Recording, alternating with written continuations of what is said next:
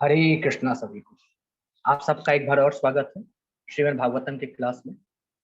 तो लगभग अभी 20 लेक्चर हो चुके हैं श्रीमद् भागवतम के। ठीक है, तो आज हम चैप्टर नंबर 5 पहला आपका खंड मतलब कि पहला आपका कैंटो और चैप्टर नंबर 5 का श्लोक नंबर 8 हम लेने वाले हैं। तो उससे पहले सबसे पहले हम यहाँ पे भगवान कृष्ण की प्रार्थना करेंगे। सभी लोग हाथ जोड़ लें।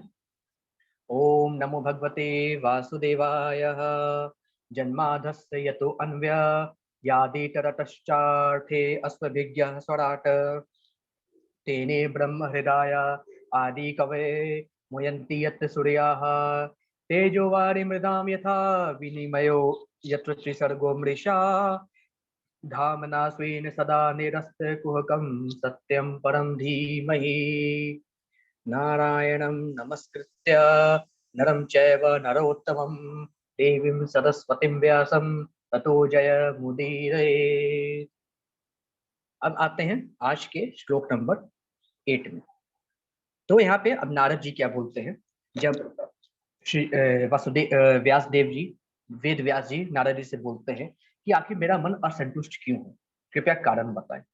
तो नारद जी बोलते, श्री नारद उवाच भवतानुदीत प्रयायम यस्यो भगवतो अमलम येनैवासो न तुष्येत मन्ये तद दर्शनम खिलम। नारद जी बोलते हैं, वास्तव में तुमने भगवान की अलौकिक तथा निर्मल महिमा का प्रसार ही नहीं किया। नारद जी बोलते हैं, हे व्यास मुनि, आपने वास्तव में भगवान की अलौकिक और निर्मल महिमा का प्रसार ही नहीं किया है। जो दर्शन परमेश्वर की दिव्य इंद्रियों को तुष्ट नहीं कर पाता वो व्यर्थ समझा जाता है। भगवान नारद जी कहते हैं, व्यासदेव, जो दर्शन, जो शास्त्र भगवान की इंद्रियों को संतुष्ट नहीं करता है, जो भगवान की महिमा का गान नहीं करता है, जो भगवान के बारे में नहीं बताता, वह व्यर्थ ग्रंथ है, वह व्यर्थ शास्त्र है। इसलिए आप इसलिए असंतुष्ट हैं क्योंकि आपने भगवान की दिव्य महिमा का आपने वर्णन नहीं किया है। ठीक है, फिर आगे नारद जी कहते हैं, यथा धर्मादय अश्चार्था मुनि वर्यानुकीर्तितः न तथा वासुदेवस्य महिमा हयानुवर्णितः। अब श्री नारद जी कहते हैं, हे महामुनि, यद्यपि आपने धार्मिक कृत्य इत्यादि 4 पुरुषार्थों का विस्तार से वर्णन किया है, किंतु आपने भगवान वासुदेव की महिमा का वर्णन ही नहीं किया। व्यासदेव से नारद जी बोलते हैं, आपने समस्त धार्मिक कृत्यों का वर्णन किया है, 4 पुरुषार्थों का वर्णन किया है, लेकिन आप तो वासुदेव श्री कृष्ण का वर्णन करना भूल ही गए। फिर आगे नारद जी कहते हैं, न यद्व चेतरपदम हरे यर्षो जगत पवित्रम प्रगृणीत कहिर्चेत तद्वा यसम तीर्थमुशंति मानसा न यत्र हंसा निर्मन्त्यु शिक्षया। अब नारद जी बोलते हैं, जो वाणी संपूर्ण ब्रह्मांड के वायुमंडल को, जो वाणी संपूर्ण ब्रह्मांड के वायुमंडल को परिशुद्ध करने वाले भगवान की महिमा का वर्णन नहीं करती, उसे साधु पुरुष कौवे के स्थान पर मानते हैं। क्योंकि परमहंस पुरुष दिव्य लोक के वासी होते हैं, अतः उन्हें ऐसा स्थान में कोई आनंद नहीं मिलता। तो जो ऋषि मुनि होते हैं, उस व्यक्ति की वाणी को जो भगवान की महिमा का वर्णन नहीं करती, ऐसी वाणी कौवे की वाणी मानते हैं। और ऐसे वाणी को ऐसे ऋषि मुनि अच्छा नहीं मानते जो भगवान के महिमा का वर्णन नहीं करती। फिर नारद जी कहते हैं, तद्वागीव सर्गो जनता दय विप्लवो यस्मिन् प्रतिश्लोक कम बद्ध यपि नामान्य नरन्तस्य यशो अंगीतानि यत् शृण्वन्ति गायन्ति गृह्णन्ति साधवः।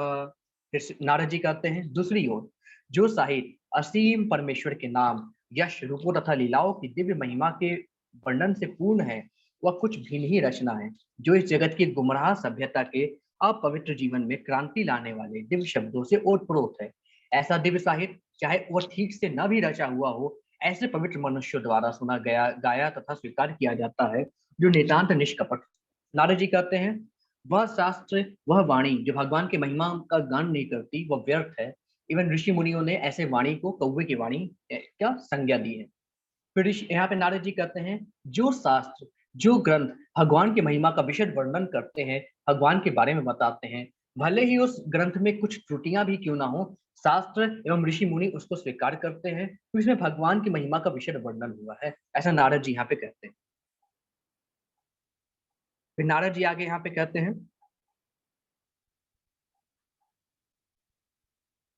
नैष्कर्म्य पप्य अच्युत भाव वर्जितम, न शोभते ज्ञान मलम निरंजनम, कुतः पुनः शश्वद भद्रमीश्वरे न चापितम कर्म यद्यपय कारणम। अब यहाँ पे नारद जी बोलते हैं, आत्म साक्षात्कार ज्ञान समस्त भौतिक आसक्ति से रहित होने पर भी शोभा नहीं देता, यदि वह अच्युत ईश्वर के भाव से शून्य हो। तो फिर उन सकाम कर्मों से क्या लाभ है, यदि वे भगवान की भक्ति के लिए काम ना आ सके, और जो स्वभावतः प्रारंभ से ही दुखप्रद तथा क्षणिक हो। तो यहाँ पे नारद जी बोलते हैं, आत्म साक्षात्कार करने का उपदेश स्वयं भगवान कृष्ण ने दिया है, परंतु उसमें भगवान की याद ना हो, भगवान की महिमा का वर्णन ना हो, तो आत्म साक्षात्कार किस काम का। वो आत्म साक्षात्कार एक शून्य के समान है। तो इसलिए सकाम कर्म न करने करके हमें अकर्म करना चाहिए, भगवान की भक्ति के लिए कर्म करना चाहिए।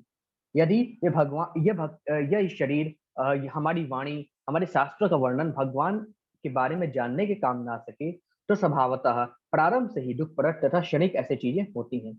ठीक है। फिर आगे नारद जी कहते हैं, अथो महाभाग भवान मोद्य धिक सुच्य श्रव सत्य रतो भृत व्रत उरु क्रमस्याखिल बंधे मुक्ते समाधिना नुस्मर तद्विचेष्टितम।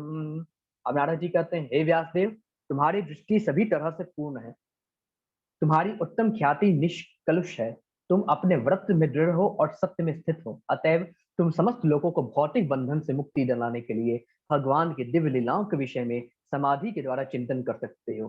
तो नारद जी कहते हैं, आप संपूर्ण हैं, आप परिपूर्ण हैं, आप सभी योग विद्या में निपुण हैं, इसलिए आप समाधि के द्वारा भगवान के सभी दिव्य लीलाओं को देख सकते हैं और उनका सही चित्र लिख सकते हैं, उनका वर्णन कर सकते हैं, और आप इसमें समर्थ हैं व्यास देव।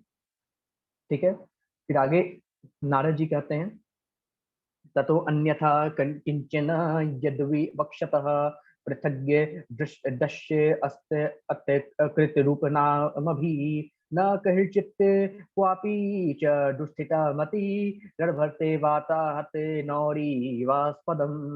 यहाँ पे हम नारद जी कहते हैं, तुम भगवान के अतिरिक्त विभिन्न रूपों, नामों तथा परिणामों के रूप में जो कुछ भी वर्णन करना चाहते हो, वह प्रतिक्रिया द्वारा मन को उसी प्रकार आंदोलित करने वाला है जिस प्रकार आश्रय विहीन नाव को चक्रवात आंदोलित करता है। तो नारद जी कहते हैं कि आप जो भी भगवान के बारे में वर्णन करना चाहते हैं, जो कुछ भी अपने समाधि के माध्यम से भगवान के बारे में लिखना चाहते हैं, वो मन को उसी प्रकार से आंदोलित करता है जिस प्रकार आश्रय विहीन नाव को चक्रवात आंदोलित करता है। ये नारद जी यहाँ पे कहते हैं। ठीक है।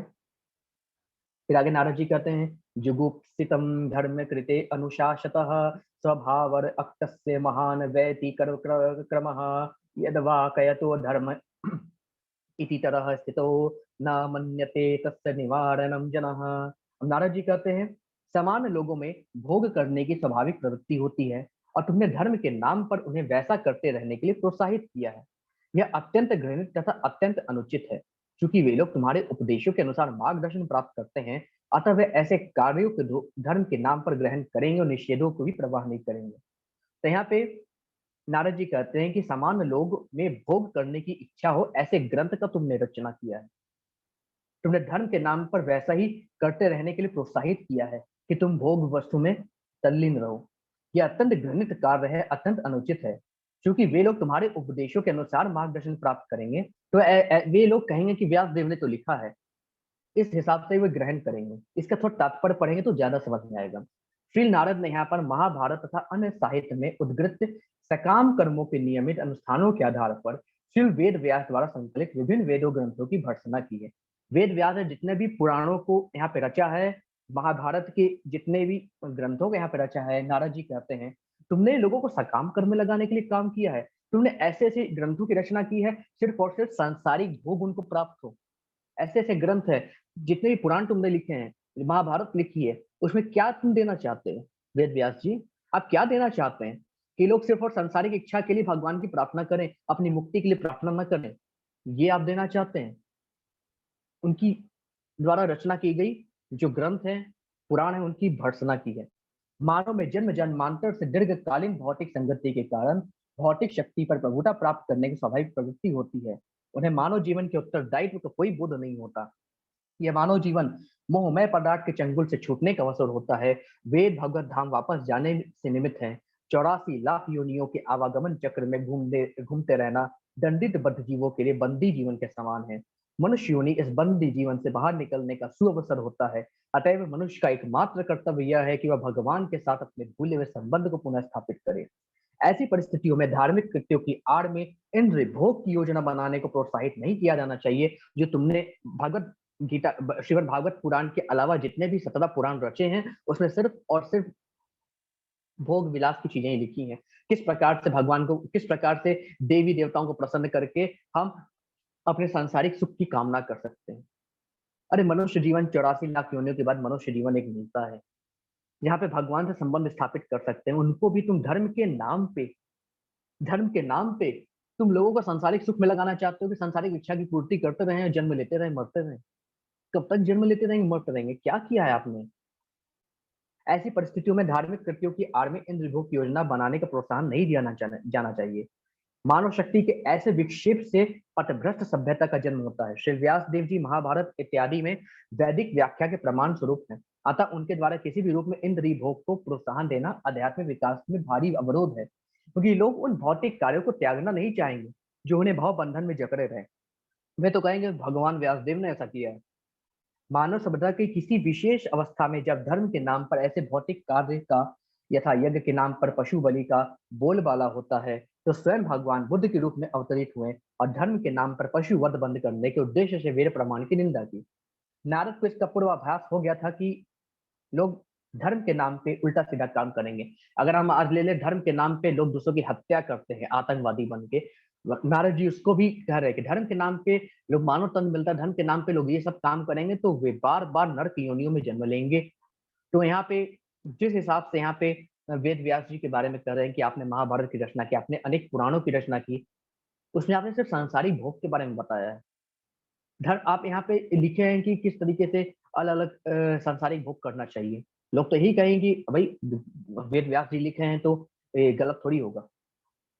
नारद को इसका पूरा अभ्यास हो गया था, तो उन्होंने ऐसे साहित्य की निंदा की। आज ही मांस भक्षी लोग धर्म के नाम पर किसी देवता या देवी के समक्ष पशु बलि दे देते हैं। कहते हैं ना, हर देवी को परशु बलि चाहिए, अब बकरी का सर काटो, काट काट के इनको अर्पण करो। क्या है ये धर्म के नाम पर? जो वेद लिखने वाले वेद व्यास जी, उन्होंने ये नहीं कहा कि कलिकाल में कि पशु बलि जिसकी दी जाती है उसको मानव जीवन देने का शक्ति सामर्थ्य भी उन व्यक्तियों में होता है। आज के समय में किसको मानव जीवन देने का शक्ति सामर्थ्य उस व्यक्तियों? और पशु बलि क्यों? अपनी बलि दो ना।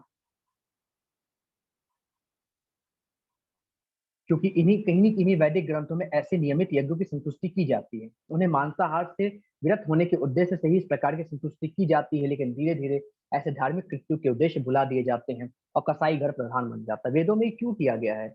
पशु बलि इसलिए की जाती है कि इससे लोग अधर्म के मार्ग से छूटे, और ये किसी कारणवश की जाती है, किसी उद्देश्य से की जाती है। लेकिन कली काल में कोई जानता तो धर्म को है नहीं, बस लिखा है, वेदों में लिखा है कि पशु बलि दो। अरे काटो, बकरियों को काटो काटो काटो काटो, कसाई घर बना दो अपने घर को। इसका कारण यह है कि मूर्ख भौतिकतावादी व्यक्ति उन लोगों की बातें नहीं सुनना चाहते जो वैदिक अनुष्ठानों की व्याख्या करने में समर्थ हैं। लोग अपने दिमाग के अनुसार वेदों का मतलब निकालते हैं। अरे वेद इतना आसान नहीं है, महान ऋषि मुनि भी इसका मतलब नहीं बता सकते। एकदम विज्ञान होना, मतलब एकदम ज्ञाता होना चाहिए वेदों का। वेदों में स्पष्ट कहा गया है कि जीवन की सफलता न हो तो किसी बृहद ग्रंथ के लिखने से, न धन संचय करने से, न ही संतति बढ़ाने में है। इसे अनासक्ति द्वारा ही प्राप्त किया जाता है। लेकिन भौतिकतावादी व्यक्ति ऐसे आदेशों को अनसुना करते हैं। उनके अनुसार तथा कथित संन्यास आश्रम उन व्यक्तियों के लिए है जो किसी शारीरिक दोष के कारण जीविका कमाने में अक्षम है, या उन व्यक्तियों के लिए है जिन्हें पारिवारिक संपदा नहीं मिल पाई। आजकल के लोग क्या करते हैं? संन्यास कौन लेता है? जिसे पढ़ाई लिखाई का काम नहीं है, जिसे नौकरी करना नहीं है, नौकरी मिल नहीं रही है, जो परिवार में सफल है, जाकर संन्यास ले लो। संन्यास क्यों लेना चाहिए, कुछ मालूम ही नहीं है लोगों को। सिर्फ और सिर्फ पथभ्रष्ट करने के नाम पे लोग ये काम करते हैं। निसंदेह महाभारत जैसे इतिहास ग्रंथों में आध्यात्मिक विषयों के साथ साथ लौकिक विषयों की भी चर्चा है। महाभारत से ही भगवत गीता सन्निविष्ट है। महाभारत की संपूर्ण विचारधारा की अंतिम परिणति भगवत गीता के चरम उपदेश के रूप में होती है कि मनुष्य को चाहिए कि सारी व्यवस्थाएं त्याग कर भगवान श्री कृष्ण के चरणारविंदों की शरण में जाकर अपने को पूरी तरह लगा दे। लेकिन भौतिकतावादी प्रवृत्तियों वाले लोग राजनीतिक, अर्थशास्त्र तथा परोपकारी कार्यों में अधिक रुचि रखते हैं, जिनका उल्लेख महाभारत में है, और वो मुख्य विषय अर्थात भगवत गीता के प्रति कम रुचि रखते हैं। वही चीज यहाँ पे श्री नारद जी यहाँ पे बता, ठीक है। अब आगे श्लोक नंबर 16 से हम कल करेंगे, ठीक है। तो यहाँ तक आज की चर्चा हम करते हैं श्रीमद् भागवतम में, ठीक। हरे कृष्णा, नियमित रूप से आप इसमें जुड़े रहिए, पढ़ते रहिए और अगले लेक्चर की प्रतीक्षा कीजिए, ठीक है। हरे कृष्णा सभी।